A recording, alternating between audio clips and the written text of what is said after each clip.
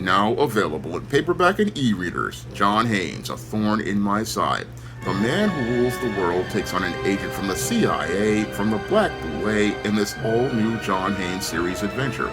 Get your copy of John Haynes' A Thorn in My Side in paperback and e-readers at online booksellers everywhere.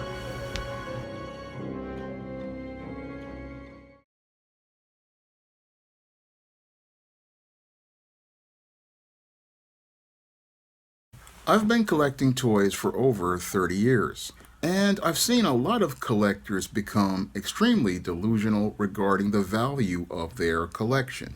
Now, a couple of days ago, I was on a Facebook group for the NECA Gargoyles line, and a guy posted up his collection up for sale, and all the figures were loose and out of the box, and he was proposing a price of $500 for all of these figures of the Manhattan Clan, which also included two Thalogs, and basically he thought that this was a fair price, and people in the group were trying to explain to him how this price was absolutely absurd.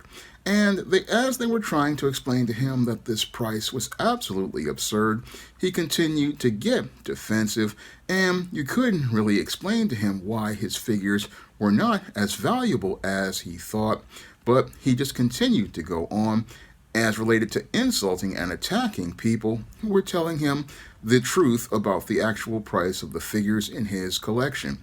Now, as someone who has collected the NECA Gargoyles line, I was always a big fan of the entire Gargoyles TV show on Disney when it came out in the 90s, and because I just graduated college, I missed out on the original Kenner Gargoyles line, and I went out and when I first heard about the NECA figures, put in my pre-orders at Big Bad Toy Store, and Mitten boxed the entire NECA Gargoyles line, including the exclusive Silver Falcon Broadway, only goes for about $500 mint in box when at retail when it first came out, and NECA recently discontinued the line, and right now you can get lots of the NECA Gargoyles figures for basically retail price about $29.99 in certain retail places, or even lower than that on clearance. So this guy who was on Facebook talking about $500 for his entire collection, which had all of the figures out of the box, was completely ridiculous, but it's not something I haven't seen as a toy collector over the last 30 years. No, I've seen a lot of people basically take their emotions and get sentimental about the value of their toys and not really understand the actual market value of the toys that they have in their collection. Now, in a toy collection, when you go out here and are pricing your toys for sale, you have to look at the condition of your toys, and a mint in-box toy is going to have the highest value, especially if it is a mint in sealed box toy. If that toy is in a box that is in pristine mint condition and the box is sealed with the original tape, that figure is going to have the highest value in the marketplace, whereas a figure which is in a slightly damaged or bent box might have a little bit of a lower value, but it will still have a high value because it's still in a box and it's sealed and has not been touched by human hands. So those are the figures that have the highest value in the toy market. And figures that are taken out of a box, these figures are going to be at least 50% off the retail value as related to their value as related to the marketplace. So if a mitten box toy is going for, let's say, $100, it's going for $100 because it's never been touched by human hands. It's in the box, sealed, so that's going to add to its value, whereas a figure that is loose and out of the box but is complete, that figure is possibly going to be $50 because you don't have the packaging. The figure has been taken and handled by human hands. Even if it is in great condition, even if it has all the accessories, it is out of the package, and once it's out of the package, the value of that figure drops by about 50%. And for every missing accessory, you basically see the percentages drop even lower. And if you have figures that have missing parts or damages, those values drop even further. So that's the way it's always been in the toy collecting business. And this is something that many people have to understand about collecting toys. If you're going to go out here and put your toys up for sale, you have to understand what the values of them are so that you don't go out here and overvalue your merchandise, because that prevents it from selling, or to remain indignant like the person I saw in the Gargoyles Facebook group, where you're sitting there attacking people for presenting you with the facts regarding the toy business. Now, I have been out here selling toys on eBay for years, and a lot of times when I go out here and I sell toys that are loose condition, again, I drop the value by about 50%, because I understand that, yes, it may be complete, the joints may be tight, but this was on a shelf and on display and was handled by human hands. So the condition, it might still be like really solid, but I understand that once I take it out of the package, the value is going to drop. However, if that figure is in a package, it's going to, again, be of a higher value. And if it's going to be of a higher value because, one, it's in the package, it's completely sealed, all the accessories are intact, all the paint is clean because it's inside of the package and it's stored in a cool, dark place, and it's going to add to the value for that collector. If they want to open that figure, they know that that figure will be complete just like it came out of the factory.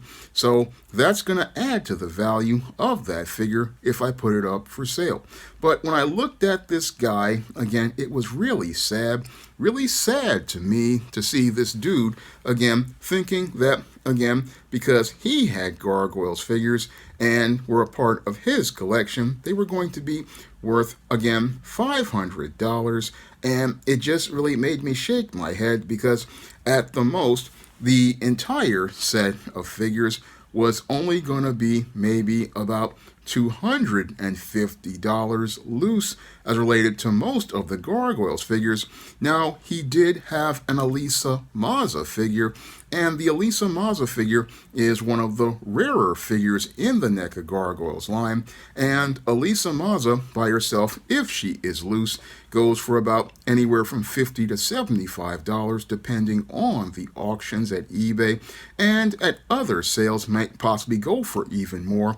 And if she was loose and complete, she basically was the figure that would have the highest value out of all of those figures, because she came short packed and cannot be found at most retail outlets. You can find all the Gargoyles in the clan and Xanatos in his armored form and his suit form. You can find those figures at retail, but Elisa Mazza was basically short packed, and she was extremely hard to get. So that figure went for more money. And what this guy did that I found to be mind-boggling was he got offers for Elisa as related to things, and he didn't want to sell Elisa alone. He only wanted to sell the set, not understanding that he had an opportunity to possibly make a good chunk of money, more than the entire set of figures he had, because this one figure, again, went anywhere from $50 to $75. So he could have made a good chunk of money off that one figure if he had all the parts, but he just didn't know how the business ran, and basically argued people down, saying he wanted to sell the set, not understanding that the entire value of that set was just about maybe $250, $300, because everything was completely out of the boxes. And once it got out of the boxes, again, the value wasn't going to be that high, because the Gargoyles line in and of itself really was a short run line. And even though I'm a Gargoyles fan and I've been a big fan of Greg Weissman's work, the Gargoyles toy line for NECA really hadn't caught on. And since it hadn't caught on, what happened with the Gargoyles line is it came for the last year and then got discontinued. We didn't hear anything about it for 2 years. And usually when it comes to toy lines like Gargoyles, usually they come and go, and what really builds up their value is it doesn't happen overnight. Usually it takes anywhere from 5 to 10 years for a toy line to start building value, because what has to happen is the supply has to go out here and be thinned out to basically build the demand on the secondary market, because usually it takes 5 to 10 years to build that demand online and in media and collectibles market for the toys to accrue in value.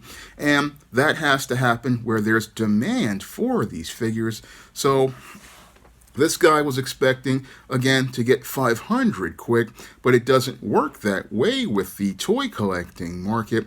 No, in the toy collecting market, figures go up in value based on the demand and the limited supply. And if there's still a huge demand, a huge supply of figures out there like there is right now for Gargoyles. These figures are still available in retail and they're still being clearanced out. So we won't really get a good indicator into if these figures are going to go up in value until we start to see people looking to demand these figures the way people are starting to pick up demand for Elisa Maza. Again, that's the only figure that people have demand for because, again, she was short release.